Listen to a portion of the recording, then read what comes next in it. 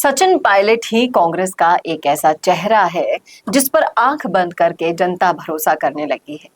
पर क्या कोई ऐसा भरोसा भी जिताया जा सकता है जहां पर कैंडिडेट तो आप ऐसा उतार दो कि वो जनता को बिल्कुल भी पसंद ना करे और फिर जो रिजल्ट आए उसका ठीकरा पायलट के सर फोड़ दो। क्या है ये पूरा माजरा, आपको अच्छे से समझाएंगे इस वीडियो में।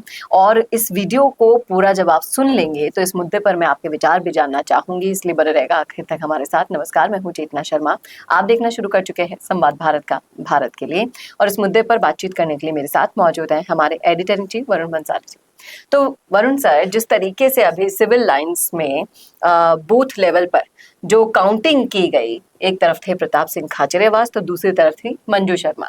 अब चेहरे जो है वो रिजल्ट लेकर आएंगे, लेकिन जो रिजल्ट आया उसमें कांग्रेस जीती ये नहीं जीती ये मैटर किसी के लिए नहीं कर रहा, लेकिन पायलट का यहाँ पर परफॉर्मेंस किस तरीके से ये कंपैरिजन किया जा रहा है। देखिए, बूथ के रिजल्ट दोनों दफा आए, विधानसभा और लोकसभा। एक बार गोपाल शर्मा और एक बार मंजू शर्मा कांग्रेस से लड़ रही थी, लेकिन बीजेपी से लड़ रहे थे, लेकिन कांग्रेस से दोनों ही बार प्रताप सिंह खाचरियावास थे। और ऐसे में बात हुई कि ये सचिन पायलट का बूथ है तो इस पर कितना ट्रिमेंडस परफॉर्मेंस है ये कांग्रेसियों ने कहा। तो बीजेपी वाले एक और पेपर निकाल कर आए और उन्होंने बताया कि नहीं, आपके डेटा गलत है, देखिए सचिन पायलट की परफॉर्मेंस अच्छी नहीं है। और इस पर एक्स पर, सोशल मीडिया पर जबरदस्त बहस छिड़ी। लेकिन सवाल यहां पर यह है, सब कुछ सचिन पायलट के ठिकरे डाल दोगे क्या? सब कुछ सचिन पायलट के कंधों पर डाल दोगे क्या? तुमको बिहार में कैंपेन करनी है तो सचिन पायलट करेगा, लखनऊ में कैंपेन करनी है तो सचिन पायलट करेगा। प्रताप सिंह का फेस है, वो हार जाएंगे, पर सचिन पायलट के बूथ तो फिर भी जीतेंगे। अरे क्यों जीतेंगे? विश्वास जब कांग्रेस नहीं दिला पा रही, कैंडिडेट नहीं दिला पा रहा, तो सचिन पायलट क्या करेंगे? सचिन पायलट को जब आपने फ्री हैंड दिया तो लोकसभा में पासा पलट के दिखाया, उसके बाद सॉरी, उसके बाद फिर से आपने उपचुनाव में वही किया जो आप बार बार सचिन पायलट के साथ करते हो। तो सचिन पायलट के साथ कांग्रेस बार बार गलत करती रहे, लेकिन उनसे अपेक्षाएं ऐसे आईफिल टावर पे रख दो आप कि वो है तो अच्छा होना ही चाहिए। अरे कैंडिडेट फेस प्रताप सिंह खाचरियावास का, पार्टी कांग्रेस जिसने पेपर लीक से लेकर अशोक गहलोत के और भ्रष्टाचारों से लेकर सारी चीजों का तंज झेला, और उस सब के बावजूद क्योंकि सचिन पायलट का बूथ है तो रिजल्ट आना चाहिए, ये कैसी एक्सपेक्टेशन हुई? अरे भाई, खुद सचिन पायलट परेशान थे, आंदोलन कर रहे थे पेपर लीक से लेकर बाकी सारी चीजों के खिलाफ, खुद की सरकार में आंदोलन कर रहे थे। तो सोचिए सरकार की क्या दशा थी। पार्टी भरोसा नहीं दिला पा रही, सरकार भरोसा नहीं दिला पा रही। नाम अशोक गहलोत का नहीं आएगा, प्रताप सिंह खाचरियावास का नहीं आएगा, सचिन पायलट का बूथ है तो उस पर बहस छिड़ जाएगी।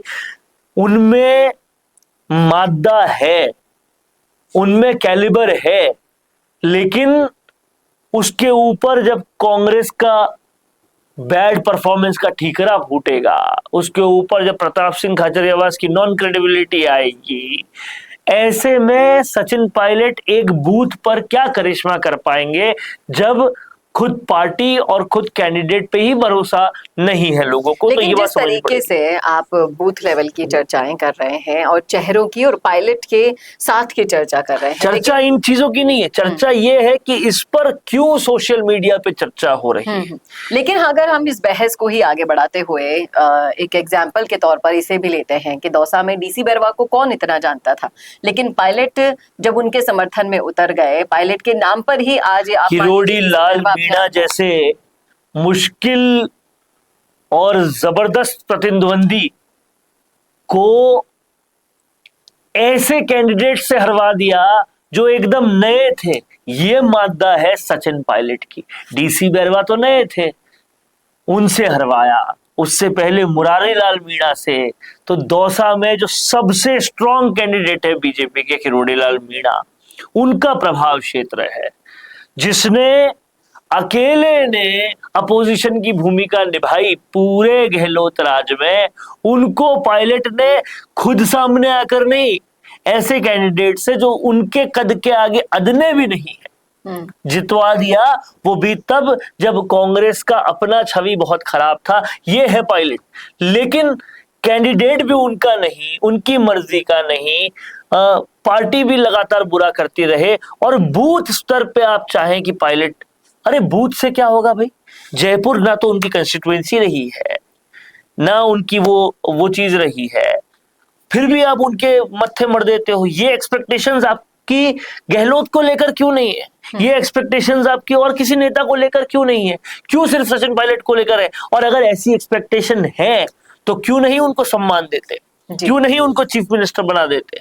ये सवाल आलकमान से पूछना पड़ेगा।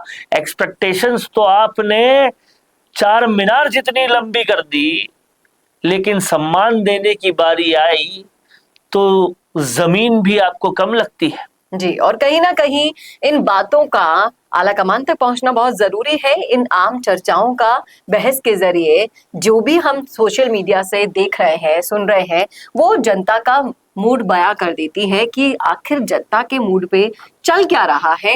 और इस तरह की बहस होना, ये कहीं ना कहीं कांग्रेस के लिए ही खतरे की घंटी यहाँ पर बन रहा है। हर चीज के लिए सचिन पायलट को जिम्मेदार मानना कतई सचिन ठीक पायलट नहीं। जिम्मेदार है, सचिन पायलट पर डिपेंडेंट है। इलेक्शन लड़ना है तो सचिन पायलट, कोई मामला ठीक करना है तो सचिन पायलट, अगर लंदन में लेक्चर देना है तो सचिन पायलट। अरे कांग्रेस के पास और कोई बचा ही नहीं है, क्योंकि जो इतने बेहतर थे वो कांग्रेस से तंग आकर छोड़ गए। लेकिन जो निष्ठावान अभी बचे हैं वो सचिन पायलट, शशि थरूर जैसे लोग हैं जिनकी वैल्यू कांग्रेस नहीं समझ रही। लेकिन अब कहीं ना कहीं इस बहस के जरिए ये तो आ गया है कि उनकी एक्सपेक्टेशन उनसे कितनी जबरदस्त है, और वो एक्सपेक्टेशंस बताती है कि सचिन पायलट किस कैलिबर के नेता है। जी, क्या कहते हैं आप इस मुद्दे पर? रखिएगा राय कमेंट बॉक्स में। कैसा लगा वीडियो बताना ना भूलेगा, और ऐसे और वीडियोस के लिए देखते रहिए संवाद भारत के लिए। नमस्कार।